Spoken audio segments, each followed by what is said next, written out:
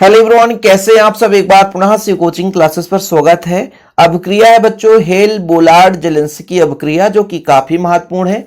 देखने को तो बहुत कठिन सा लगता है, जबकि वास्तविक रूप से बहुत सरल होता है। ये जो हेल बोलार्ड जेलेंस्की अभिक्रिया है, कार्बोक्सिलिक अम्ल का अभिक्रिया है। लेकिन यहां पर एक चीज याद रखना होगा, ऐसे कार्बोक्सिलिक अम्ल जिसमें अल्फा हाइड्रोजन परमाणु हो। जिसमें अल्फा हाइड्रोजन परमाणु ना हो, जैसे आपका फार्मिक अम्ल, इसका सूत्र होता है HCHO। ये आपका बच्चों HCHO, इसमें क्या है कि अल्फा हाइड्रोजन परमाणु नहीं है। तो जिसमें अल्फा हाइड्रोजन परमाणु नहीं रहता बच्चों, तो उसमें आपका ये अभिक्रिया संपन्न नहीं होगा। तो जिसमें अल्फा हाइड्रोजन परमाणु रहेगा, जैसे कोई भी एग्जाम्पल ले सकते हो आप एस्टिक अम्ल का। एस्टिक अम्ल का सूत्र होता है बच्चों CH3COOH। ये जो अभिक्रिया संपन्न होती है, थोड़ा सा ध्यान देने योग्य वाली बात है, अभिक्रिया संपन्न होती है बच्चों, ये क्लोरीन या ब्रोमीन से क्रिया करा दें रेड फास्फोरस की उपस्थिति में। रेड फास्फोरस आपका होना चाहिए, इसमें हम क्लोरीन लेंगे या तो ब्रोमीन। अब आप सबको पता है कि जैसे मान लीजिए यहां से एक H निकलेगा, CH3 से एक H निकलेगा, ये क्लोरीन, तो आपका HCl हो जाएगा। ठीक है, ठीक सर। तो यहां पर कितने यहां पे बचेंगे बच्चों? 2 हाइड्रोजन बचेंगे, मतलब CH2 और COOH रहेगा।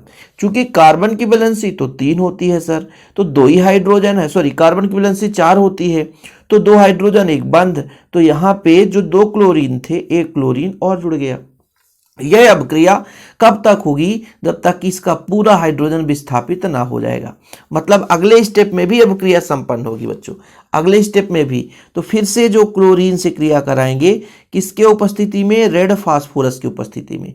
तो यहां से फिर एक H निकलेगा और एक क्लोरीन के साथ आपका HCl बाहर हो गया। तो अगले स्टेप में क्या बनेगा बच्चों? थोड़ा सा देखिएगा, अगले स्टेप में क्या बनेगा, फिर से क्लोरीन जब यहाँ पे H को लेकर चला गया तो एक क्लोरीन और जुड़ जाएगा। तो अब यहाँ पे 2 क्लोरीन हो गए इस कार्बन के साथ, लेकिन एक हाइड्रोजन भी है, एक हाइड्रोजन निकला तो एक हाइड्रोजन बचा है, और ये COOH हो गया। ये फिर से अगले प्रोसेस में अभिक्रिया संपन्न होती है, इतने में ही समाप्त नहीं होता है। फिर से क्लोरीन की क्रिया कराएंगे, किसके उपस्थिति में? रेड फास्फोरस की उपस्थिति में।